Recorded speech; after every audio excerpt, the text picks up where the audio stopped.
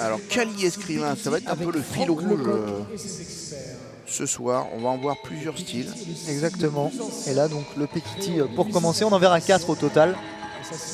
Donc le Kali Eskrima, eh bien, c'est l'art martial des Philippines.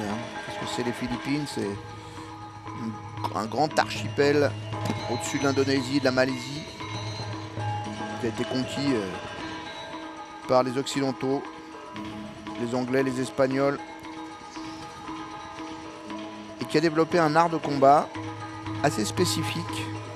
À la base, les techniques martiales traditionnelles des combattants de là-bas. Je vous rappelle que les Philippines, c'est quand même là que Magellan est mort, tué dans sa tentative de conquête par le roi Lapu-Lapu.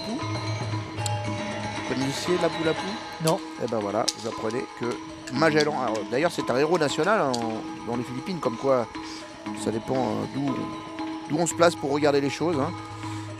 Il est à l'origine de la mort du grand explorateur Magellan, mais qui était aussi un colonialiste d'une certaine façon. Et c'est un héros national philippin, Lapu-Lapu. Eh bien, les arts martiaux philippins, c'est un mélange entre ce travail de sabre et d'armes tranchantes à l'époque, et les apports espagnols, notamment de l'escrime, tout simplement de l'escrime occidental. C'est d'ailleurs pour ça qu'on trouve ce mot eskrima. Et le Kali Eskrima qui est enseigné aux forces de police et à l'armée philippine. Alors le travail là, oui absolument, le travail qu'on voit là, ce style, ce style Pekiti donc, est un des plus anciens, styles de Kali. Il date réellement du 19e siècle, l'école elle-même date du 19e siècle, parce que c'est toujours pareil. Ce sont des arts martiaux anciens, mais les synthèses sont récentes la plupart du temps, évidemment au 20e siècle.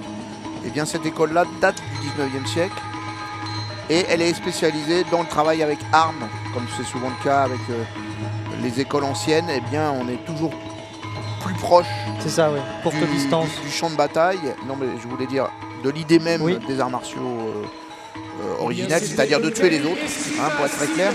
Après on se débarrasse, plus les choses évoluent, plus on rentre dans le 20e siècle, plus on se débarrasse des armes tranchantes, on va vers le bâton, on va vers des choses qui permettent